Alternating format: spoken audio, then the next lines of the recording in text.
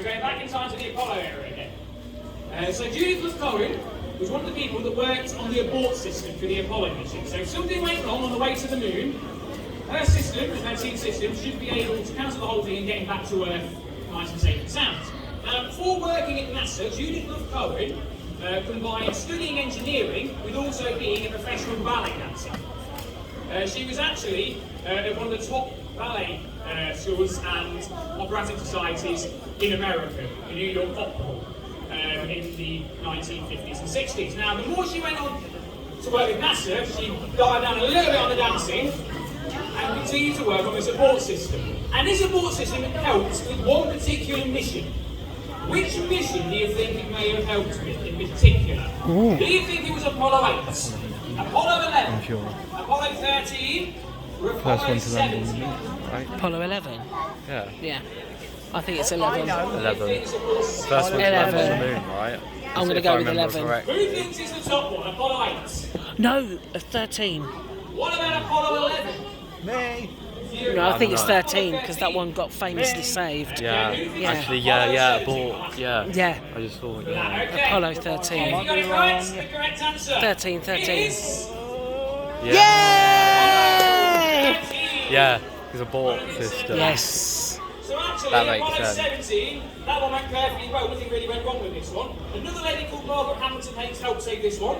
Neil and Buzz helped save this several times on the way to the moon. But this one is the most famous one, okay?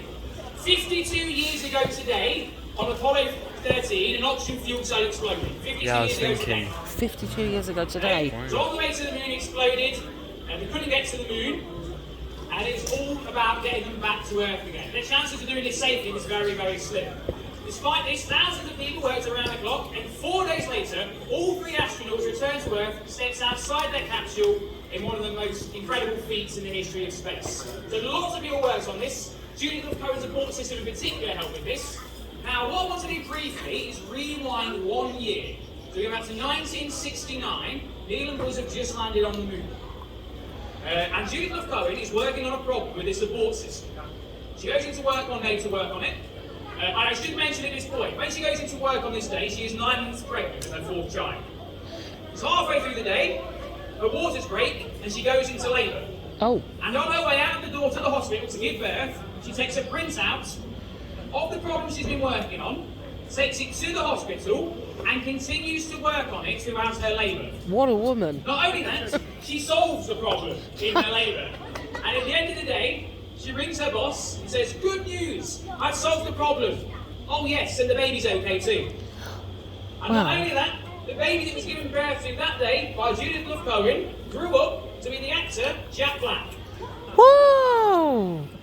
In one of those stories, it just keeps getting more unbelievable the more it goes on. So yes, here he is with his mother a few years ago. And Judith Love Cohen said she lived a very interesting life, and after this she wrote loads of books encouraging children to get involved with engineering and mechanics, worked on other missions, but her greatest achievement was her work in the Apollo mission. So there you go, Jack Black's mum helped save Apollo 13, solving a problem whilst physically giving birth to him. An amazing story. That's of people in amazing. space. Right, 2 more icons to go.